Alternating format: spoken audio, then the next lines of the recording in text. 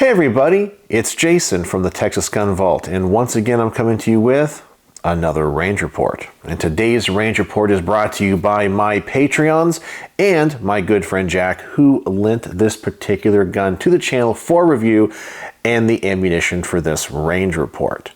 This range report is on the Kimber Ultra Carry. This is an officer-sized 1911 chambered in .45 ACP.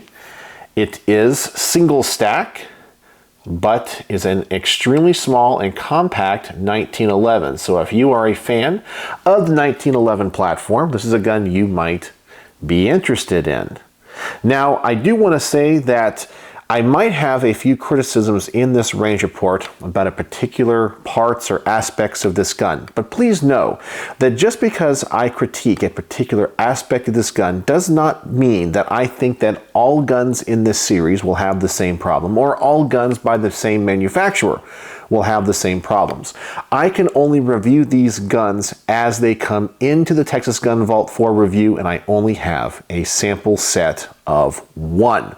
So with that out of the way, let's get into the things that I like and not like about this particular pistol. I've already talked about the fact that this is a officer-sized 1911. It's an extremely small .45 ACP concealed carry gun.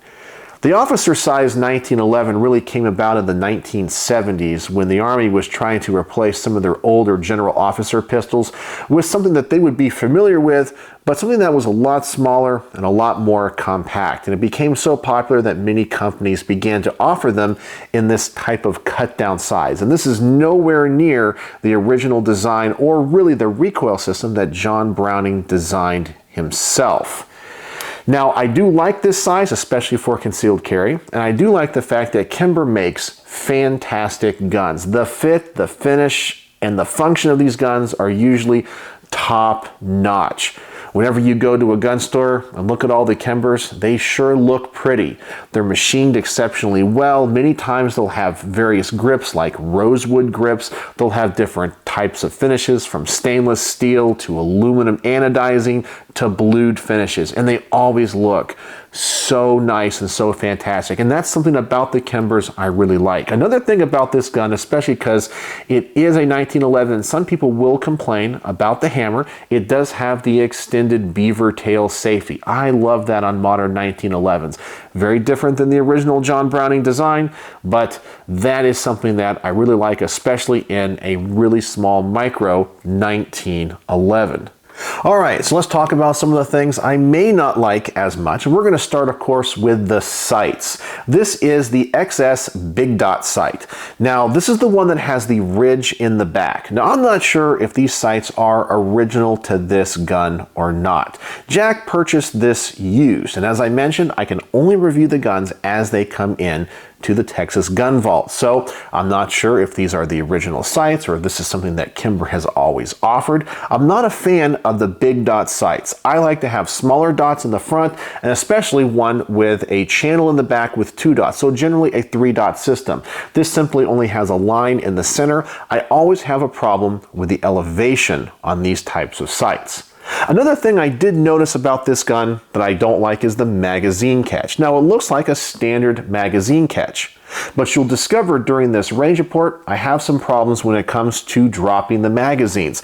This seems to be really sprung. It is really hard to push that button, and sometimes when I push it, I don't actually actuate it enough to drop the magazine. Now, I'm not having any problems right here, but on the range, it was a problem. And as I said, when I push it, it's definitely kind of hard to push. So I don't know if that is a factory defect. I don't know if that is an issue with the part. I'm not 100% sure if all Kimbers are that way. But I think this is going to slow you down if you want a quick magazine change. Another option that may have come on this gun, and I think I have seen on other Kimbers, is that these are the Crimson Trace grips. I'm not really a big fan of the Crimson Trace grip. So I understand why some people like the whole laser on a pistol thing. But for me, nothing beats the old rosewood grips on a 1911. I just like the way that they look, and especially I like the way that they feel. But if you like the Crimson Trace, that's perfectly fine. I know that Kimber offers these on a lot of their models. I'm just not that big of a fan because I think for a gun like this, you're going to use at close quarters and you're going to have to pull the gun relatively fast. Just trying to get that laser in operation is not something that you want to be messing with. You want to train with your concealed carry piece to use the iron sights because, as you know, statistically, most of the time engagements are going to be at 7 feet and less, and you're only going to fire 3 shots. Nowhere near enough time to get that laser on. It's not even going to be that useful to you. And the last thing about this, which I think can be a pro or a con, depending on how you want to approach your concealed carry rotation, and that is the fact that this gun has an alloy frame. I know a lot of these small 1911s have these alloy frames. I actually prefer them in this steel frame. Number one, they're a little bit more durable, and secondly, that extra weight of a steel frame is going to absorb that recoil a little bit more. Most of my lightweight frame 1911s can actually get kind of snappy, and when you get to a gun that is this small and this light, shooting 45 ACP, well, that might be an issue. It kind of takes the gun out of being fun and a fun range toy to something that you only take out very rarely. And I feel that's what this is going to be. But with all of that said, that's kind of my initial thoughts and impressions. Let's get this thing to the range. Let's see how it shoots. This is going to be the first magazine at 7 yards, shooting at an IDPA target. So let's see how the gun performs.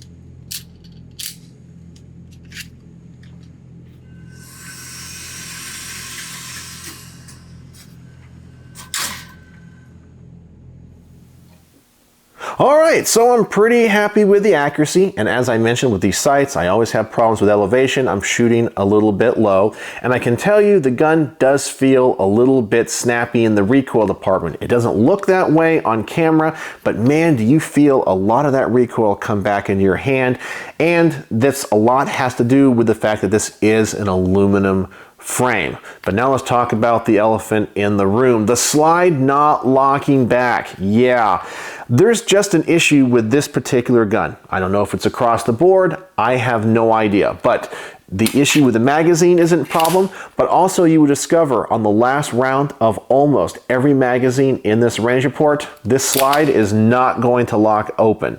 Now it does here. The magazine, of course, is empty and the gun is safety checked. I have no problems here getting it to hold back, but at the range, this became a real issue. And so I don't know if I trust this, but I want to give it another shot. So I'm going to load up another magazine, see how the gun continues to function. I'm going to shoot it at another IDPA target, and let's hope the slide locks back this time.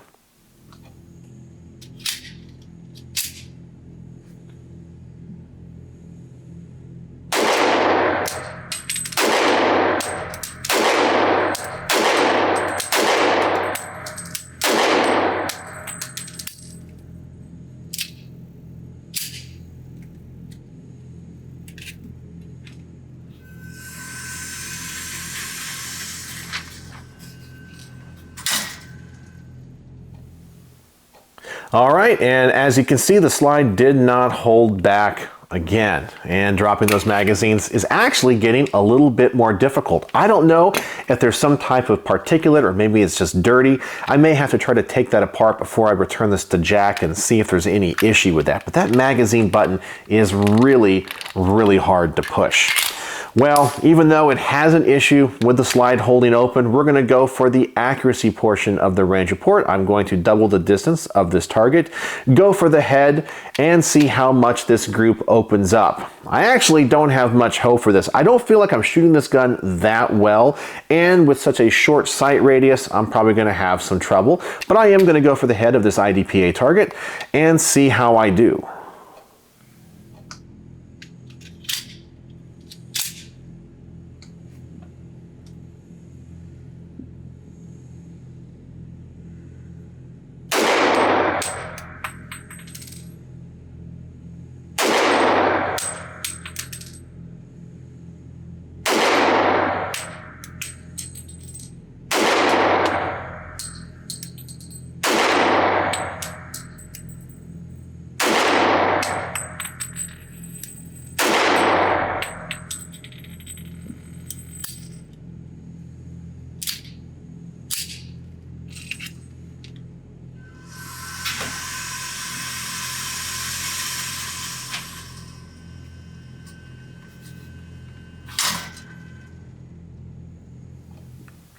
Okay, yes, I flinched. Ouch, I am embarrassed about that. But I can tell you the gun is a little bit heavy and a little bit snappy in the recoil department, so I was just kind of anticipating that. So I'm not very proud of that, but I always show you everything that happens at the range. And I always tell you I am not an expert shot, I'm not a trick shot, I'm not a competitive shooter.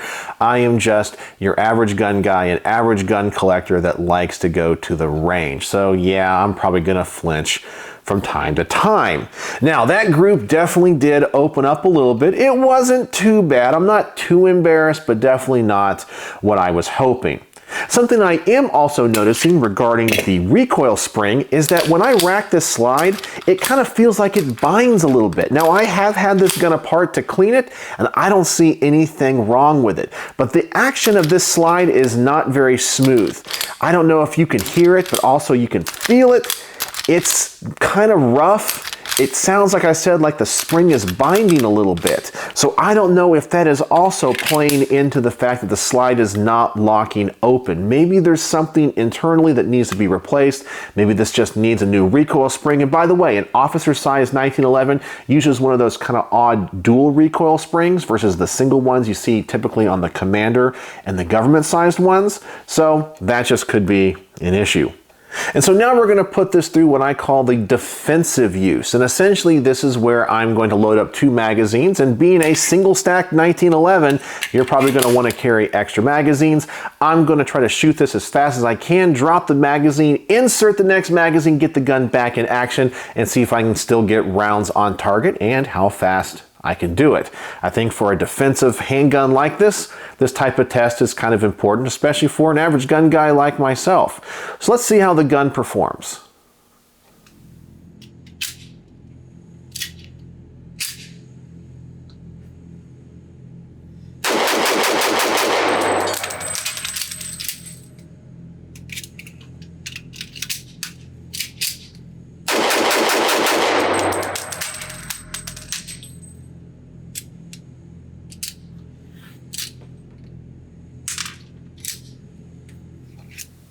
All right, and as you can see, unfortunately I had some problems. I couldn't get that magazine out. It was slow to reload. The slide didn't hold back. I don't know if I would trust this particular example with my life. But I sure know that Kimber sells an awful lot of these, and they get positive reviews across the board from a lot of different people. So this is probably an issue with this particular gun. But as I mentioned once again, I only have a sample set of one, and I have to report on what I experience at the range. So my experience with this gun would tend me to go, maybe I don't really want a Kimber and I can't trust it. But these are just my experiences. I know many of you guys out there own Kimbers and are going to tell me in the comment section below how wrong I am. And that's okay. Remember, I am not saying your gun is bad. I am not saying Kimbers are bad. I am saying this particular example is having these issues, and it does give me a little bit of pause, and I would not carry this particular gun or trust my life to it. So with all of that said and all of my experiences, what are my final thoughts? Well, Kimber is a company that I really want to love, because I think they make absolutely beautiful 1911s, and they have a heritage of making fine guns across the board, from 1911s all the way up to bolt action rifles. And when I first got into guns many years ago, my good friend Jeff, he owned a couple of Kimbers. And so my first experiences shooting 1911s were with Kimbers. And I always said, well, maybe one day I'd like to own one just for that nostalgia factor. In fact, when I go to the gun stores, I always kind of stop and look at them. I do think they are beautiful guns. I have just never gotten around to owning one, because I always follow the adage of it's either a Colt or it's a copy when it comes to 1911s. And so if I have a limited firearms budget, I'll go to something else instead of buying a Kimber, but not because I don't think they're quality. As I mentioned before, the fit, finish, and function of this gun seems to be pretty good, especially the fit and the finish. Kimbers always look really nice. And this is even a pretty well-used one, and the finish is holding up really nice. Now, the function, however, as I said, we are having some spring issues with the recoil spring, sounding and feeling like it's binding. You do have some spring issues when it comes to the magazine catch, and the magazine pretty much dropping free. You guys have seen all the issues I've had with that. I'm not really sure about what the original factory sights were. Maybe it was this particular setup. I know that if this was my gun, I'd be changing those out to a more traditional standard 3-dot. And I don't think I'd really carry this too much because it is a single stack 45, so you don't get many rounds. And even though it's a lightweight frame, the gun is still pretty heavy. I still feel like for concealed carry, there are many other better options out there, but I understand for the nostalgia and the classic fact it is a 1911 why so many people would want to own and carry this particular firearm. So with that said, how would I rate the Kimber Ultra Carry 1911? Well, on my little star system, I got to be honest with you guys. I can only give this thing 2 stars out of 5 just because of its performance. I can't personally own and carry a gun that doesn't lock back or drop the magazines free, especially a gun like this, which would not be a range toy, not a range gun. This is a concealed carry gun that I would want to trust my life to. And this particular example, I felt did not meet any of those expectations, and I had problems with it. But most likely, this particular example is the issue, and probably not Kimbers across the board. Now, I have heard stories about other models of Kimbers that have had issues, but not being a Kimber owner myself, I can't speak to any of those, and I don't really follow the Kimber news that much regarding their models. So maybe some people can enlighten us in the comments section below. But only 2 out of 5 stars for this particular gun. I really want to like it. I really want to love it. It's such a classic and a great size. I just personally feel it's a little bit obsolete. And I know people are going to say, that gun's not obsolete. I'm not saying that it's obsolete and that it doesn't work. I'm just saying that when it comes to the amount of firepower that you can carry in a more reliable package with more rounds, there's a lot better options out there. But it's still a 1911 and you got to love it. So there you go. 2 out of 5 stars, Kimber Ultra Carry. Thank you, Jack, for letting me borrow your pistol for this review. Hope you're not upset with me, but you know, I have to be honest with everything that comes through here with the Texas Gun Vault. Some are grand slams, and some simply strike out. And I have a feeling this one just kind of struck out with me. But I think with a little bit of work, a little bit of tuning, this can be a fantastic 1911. So there you go. Do you guys own a Kimber Ultra Carry or any other Kimber 1911s? What do you guys think of them? Do you have positive experiences with them? I'm pretty sure you do, and I would love to know in the comment section below. So, as always, thanks for watching.